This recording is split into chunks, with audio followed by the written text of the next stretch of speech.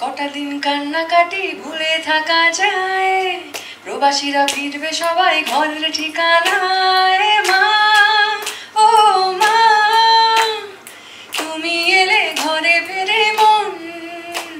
ও মা ও মা, আর ঘরে ফিরে প্রিয়জন। মা ও মা, তুমি এলে ঘরে ফেরে মন। ও মা ও মা, আর ঘরে ফেরে প্রিয়জন।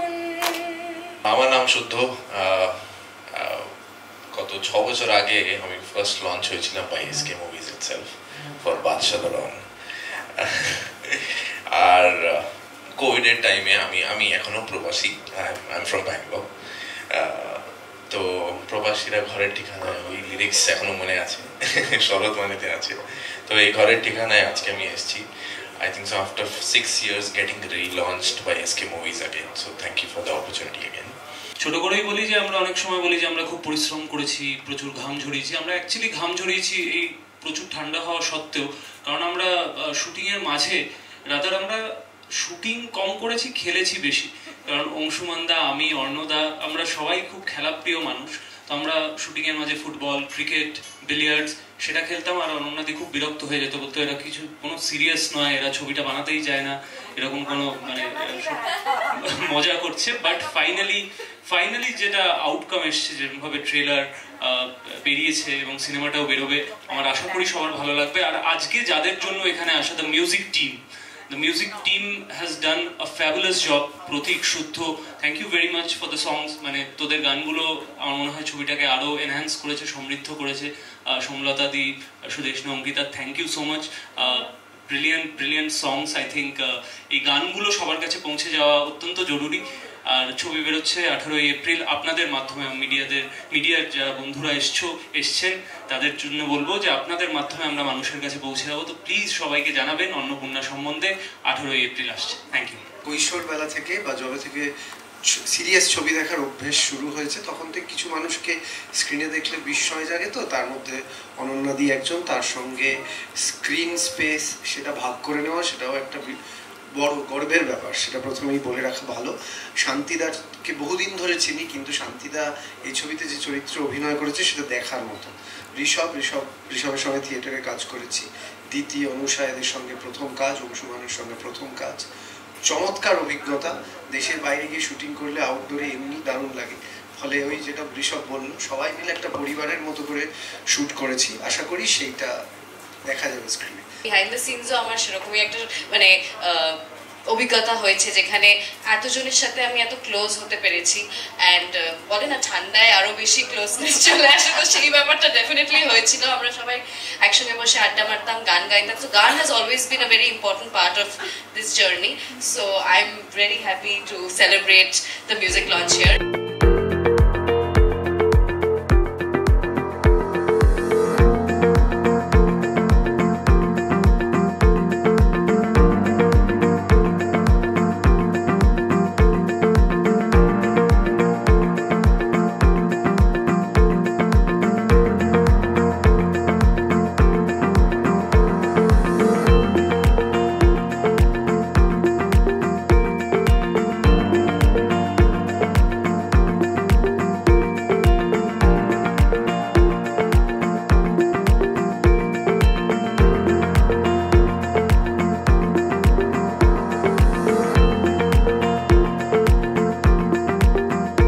ছবিটা এমন একটি মায়ের গল্প বলছে, যে মায়ের নিজের যে স্ট্রাগল জীবনে বাচ্চা মানুষ করতে বা নিজের সন্তানকে মানুষ করতে গিয়ে তার যে শখ আহ্লাদের বিসর্জন, তার যে নিজের দিকে না তাকানো, করতে করতে একটা সময় আসে যখন সন্তান বড় হয়ে যায়, ছেলে মেয়ে বড় হয়ে যায় এবং তাদের মনে হয় যে পৃথিবীতে আমার প্রয়োজন ফুরিয়ে গেছে।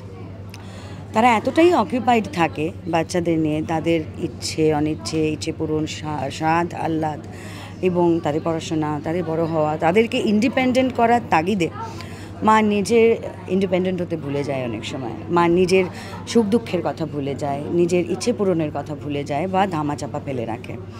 সো এমনই একটা মায়ের গল্প, অনেক মায়ের গল্প এই অন্নপূর্ণা। এবং আমাদের এই অন্নপূর্ণা শেষে কিন্তু ঘুরে দাঁড়ায়, সে নিজের অস্তিত্ব খুঁজে পায় এবং তার জন্য তাকে যেভাবে রুখে দাঁড়াতে হয় সে রুখে দাঁড়ায়।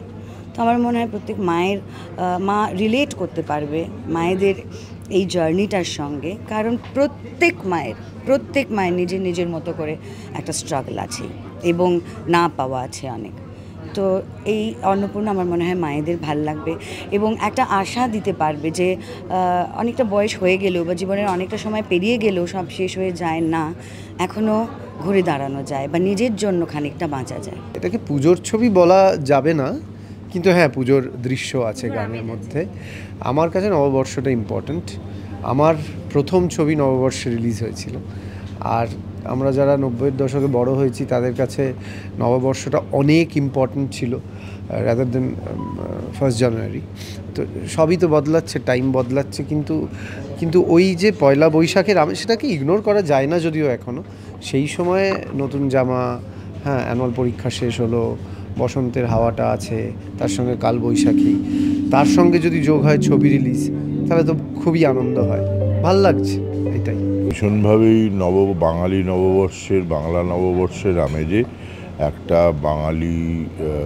বাংলার সংস্কৃতি, শিল্প সংস্কৃতি, ঐতিহ্য, এই সবটা নিয়েই ছবিটা। তার মধ্যে আমাদের দুর্গাপূজা একটা অংশ, যেটা প্রত্যেকটা বাঙালির জীবনে ভীষণভাবে জড়িয়ে রয়েছে। কিন্তু পুজোর আমেজ নিয়ে ছবি এটা নয়, এটা পুরোপুরি একটা বাঙালি ঘরানার ছবি। তো আশা করব যে এই মরশুমে, উৎসবের মরশুমে আমাদের বাঙালি দর্শক এটা ভীষণভাবেই এনজয় করবে। আমার চরিত্রটা দেখতেই পাচ্ছ হাসি খুশি এবং প্রেমিক, সব থেকে বড় কথা। আমার চরিত্রের নাম হচ্ছে রনি, আর রনি কলকাতারই ছেলে, অনাথ, মা বাবা নেই, কিন্তু কলকাতায় একটি বিদেশি মেয়ের প্রেমে পড়ে যায় এবং সেই প্রেমের টানে কলকাতা টু লন্ডন চলে যায় আর কি। মানে অনেকে কলকাতাকে লন্ডন বানাবে ভাবছিল, কিন্তু প্রেমের টানে কলকাতা থেকে লন্ডন চলে যাচ্ছে রনি। মানে তোর তাগিদটা বুঝতে পারছো না, একদম বাঙালির তাগিদ। এবং সেখানে গিয়েও বিভিন্ন রকম কাজ করে আর কি। আমি নিজে দেখেছি, আমার অনেক বন্ধু থাকে বিদেশে, যে ওখানে সারভাইভ করতে গেলে অনেকগুলো কাজ করতে হয়, একটা জব দিয়ে হয় না। তো সেরকম রনি বিভিন্ন কাজ করে এবং এই কাজের সূত্রে দেখা হয়ে যায় অন্নপূর্ণার সাথে, মানে যেটা অনন্যাদি যেই চরিত্রটা করছেন, এবং তাদের মধ্যে একটা অদ্ভুত মা ছেলের বন্ডিং হয়। কারণ রনি অনাথ এবং অন্নপূর্ণা দেবীও এখানে গিয়ে একটু লোনলি ফিল করছিলেন এবং তাদের মধ্যে একটা অদ্ভুত মা ছেলের বন্ডিং হয়, একটা কেমিস্ট্রি তৈরি হয়। বাকিটা তো ছবিটা দেখলে বোঝা যাবে আমার চরিত্রটা কতটা ভালো আর কতটা খারাপ। আমাদের কাছে, সবার কাছে রাইট ফ্রম দ্য অনসেট এটা ছবির চেয়ে অনেক বেশি। আমি যে ধরনের ছবি করে এসেছি এতদিন, এটা তার থেকে অনেকটাই আলাদা। অ্যান্ড প্রত্যেকটা ফিল্মের পিছনে তো একটা ইন্সপিরেশন থাকে। সো এই সিনেমার পিছনে, মানে এইটা যখন কনসেপ্ট নিয়ে ভাবা শুরু করেছি বা কিছু করেছি, my mother was my inspiration. কারণ আমার মা পিএইচডি করছিলেন, ওনার লাস্ট পেপার বাকি ছিল, আবার তখন আমি জন্মে গেছিলাম। অ্যান্ড আমি বাড়িতে কাঁদতাম বলে ও লাস্ট পেপারটা কমপ্লিট করেনি। And she gave up everything in a life to make sure কি আমি আমার যেখানে পৌঁছতে চাই বা আমি লাইফে যেটা অ্যাচিভ করতে চাই সেটা করতে পারি।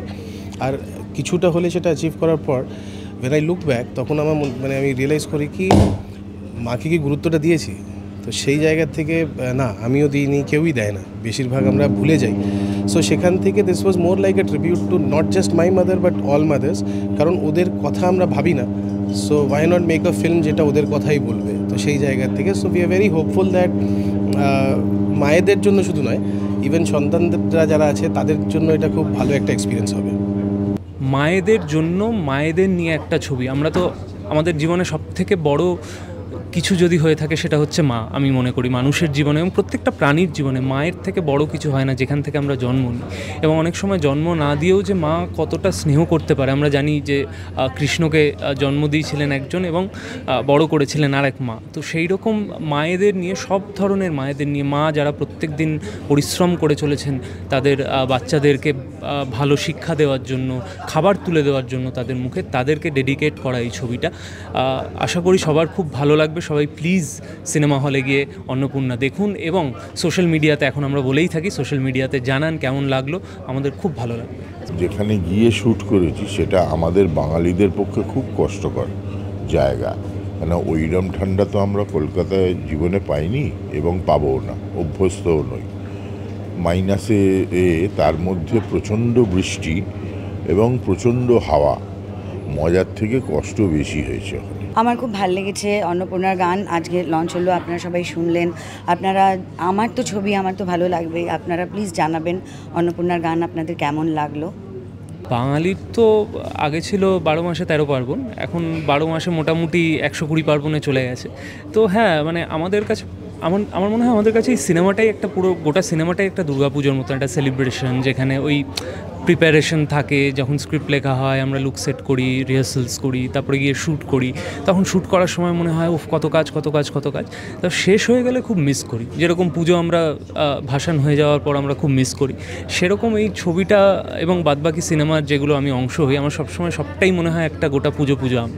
দর্শকদের বলবো, আপনারা যারা আমাকে প্রতিনিয়ত বলেন যে আমি কেন বেশি কাজ করি না, তাদেরকে বলবো আমার কাজ রিলিজ করছে অন্নপূর্ণা। তো আপনারা যদি আমাকে ভালোবাসেন, আপনাদের ভালোবাসা একটু সিনেমা হলে গিয়ে আপনাদের ভালোবাসা আমাকে দেখাবেন, আমার খুব প্রয়োজন আপনাদের এই ভালোবাসার।